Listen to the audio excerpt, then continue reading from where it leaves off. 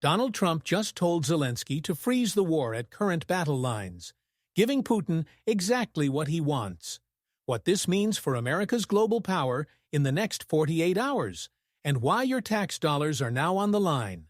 I'm breaking it all down in the next 90 seconds.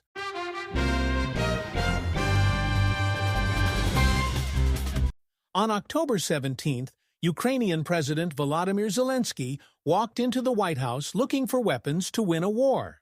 He walked out with Donald Trump telling him to surrender territory to Russia. You heard that right. The American president just told a Democratic ally under invasion to stop fighting and accept Russian occupation. This isn't just about Ukraine anymore. This is about whether America still leads the free world or whether we're handing the keys to Vladimir Putin. Let me set the scene. Zelensky arrives at the White House on Friday. He's been fighting Russia's illegal invasion for over 3 years. Russian forces occupy 20% of his country.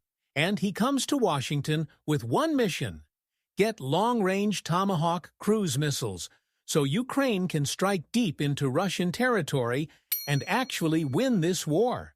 But here's where it gets wild. Just one day before this meeting, Trump spent hours on the phone with Vladimir Putin. And according to reports, Putin warned Trump, "Don't you dare give Ukraine those missiles." So what does Trump do 24 hours later? He sits across from Zelensky and says, essentially, "Sorry, buddy, Putin doesn't want you to have the weapons. Let's just stop the war right now, wherever the battle lines are." Think about that for a second. Trump is letting Putin dictate American military policy. The same Putin who invaded a sovereign nation. The same Putin who's committed war crimes. The same Putin who wants to rebuild the Soviet Empire. Here's what Trump said to reporters after the meeting on October 17th. "You stop at the battle line, and both sides should go home, go to their families. Stop the killing, and that should be it. Stop right now at the battle line." He then posted on social media that both Russia and Ukraine should just declare victory and let history decide. Let history decide? History is watching right now, and what it's seeing is the United States abandoning its principles the moment things get difficult. Here's what really matters for America. Why should you care about what happens to Ukraine? Let me give you 3 reasons that directly impact your life. First, credibility. America has dozens of allies around the world who depend on us. Japan, South Korea, Poland, Taiwan. What message does it send when we tell Ukraine to surrender territory to Russia? It tells every ally we have that American security guarantees are worthless.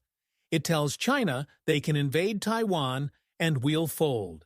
Every single adversary just got bolder because Trump showed we don't have the stomach to support our friends. Second, the precedent. If Russia gets to keep Ukrainian territory just because they invaded and held on long enough, what stops the next dictator? What stops China from taking islands in the South China Sea? Trump is literally creating a rule book for conquest. Invade your neighbor, cause chaos, wait for America to get tired, and keep whatever you grabbed. That makes the world dramatically more dangerous for Americans. Third, the cost. You know what's cheaper than fighting a war? Preventing one. America has given Ukraine about $175 billion since 2022. Sounds like a lot, right? But you know what would cost more? Fighting Russia directly if Putin decides to invade Poland or the Baltic states, which are NATO members.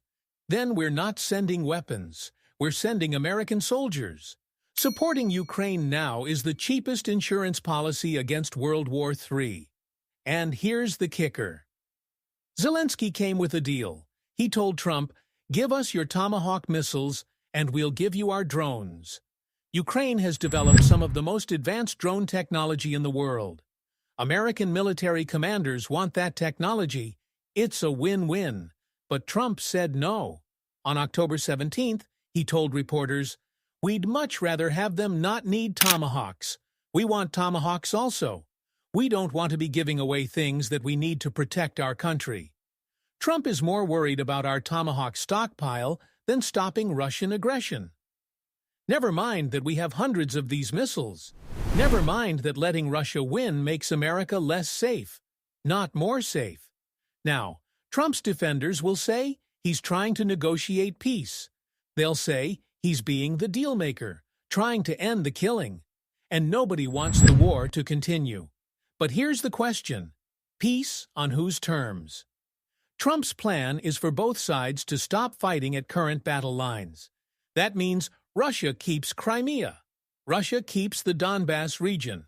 Russia keeps about 20% of Ukraine, roughly the size of Pennsylvania.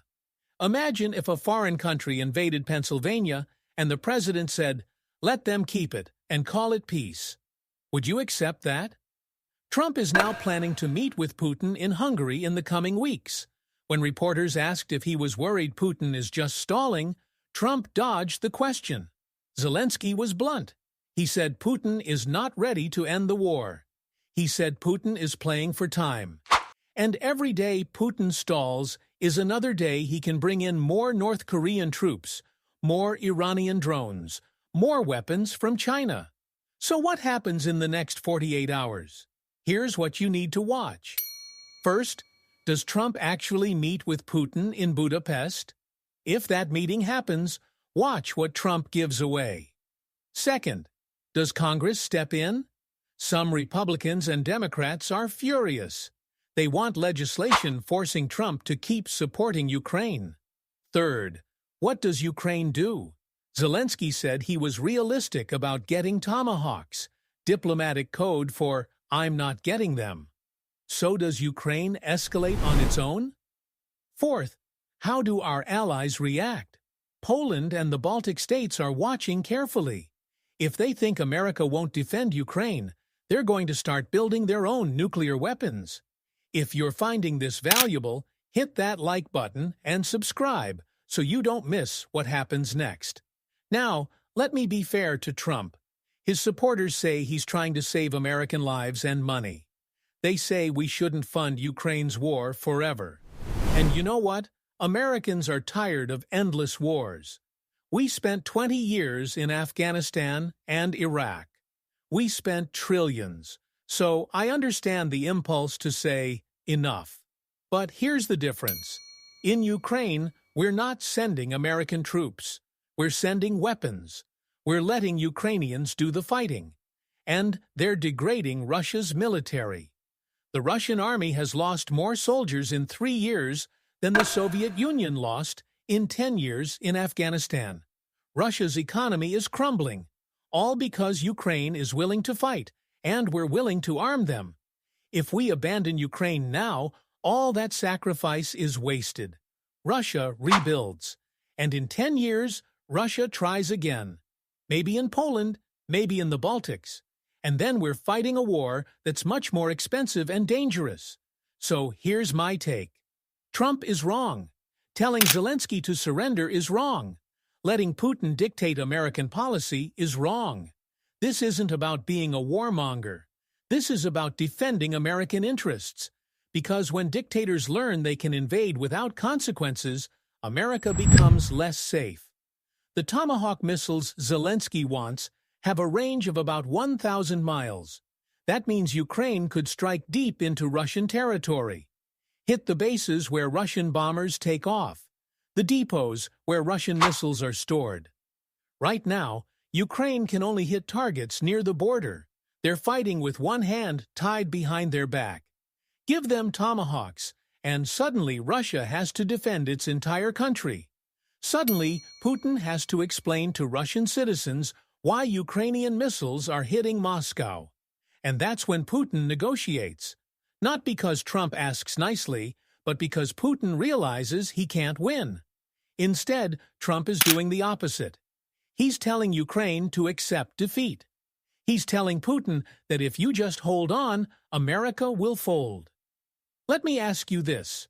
Should America reward countries that invade their neighbors? Should we tell dictators that if they cause enough chaos, we'll force the victim to surrender? Comment yes or no. and tell me why. Here's what I think is really going on. Trump wants a win. He wants to be the president who ended the Ukraine war. And that's not necessarily bad. But you can't let the desire for a win blind you to the cost of a bad deal. A bad deal in Ukraine doesn't just hurt Ukraine. It hurts America. It tells China they can invade Taiwan. It tells Iran they can destabilize the Middle East. It tells every dictator that America won't stop you if you move fast and create chaos. That's not peace. That's appeasement. And we know how appeasement ends. Ask Neville Chamberlain how appeasing Hitler worked out. Appeasement doesn't prevent war. It guarantees war. If Trump forces Ukraine to surrender, Russia will be stronger. Putin will have proven that the West doesn't have the will to stop him. And within 5 years, he'll try again. Because Trump just taught him that aggression works. What's the alternative? Simple.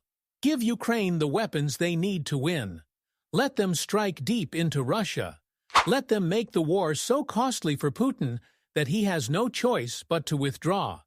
Then you negotiate from strength, not weakness. Trump could still do this. He could say, you know what? Ukraine's getting Tomahawks. He could tell Putin, end this war on reasonable terms, or we're giving Ukraine everything. He could show the world that America still leads. But right now, Trump is moving in the opposite direction. And that should worry every American who cares about our security and our role in the world. Here's my final question for you. Is it worth risking American credibility to end the Ukraine war quickly, even if it means rewarding Russian aggression? Or should America keep supporting Ukraine until Russia withdraws, no matter how long it takes? Comment your answer, because this debate is happening in Washington right now. Trump thinks he can cut a deal with Putin. Maybe he can, but every deal has a price. And if the price is American credibility, if the price is telling the world that dictators can invade and get away with it, if the price is emboldening China and Iran, that price is too high. America didn't become the leader of the free world by appeasing dictators. We became the leader by standing up to them, by backing our allies even when it's hard, even when it's expensive. That's what made America great. And if we abandon that now, we're not making America great again. We're making America weak, and we're making the world more dangerous for our children. So watch what happens in Budapest. Watch what Trump says to Putin. Watch whether Congress pushes back. Because the decisions being made right now will determine whether America still leads the world or whether we've decided to let someone else take the wheel. Thanks for watching. Now go comment, share this video, and let's have a real conversation about America's role in the world. If you enjoyed the video, hit the subscribe button and turn on notifications so you don't miss any new videos.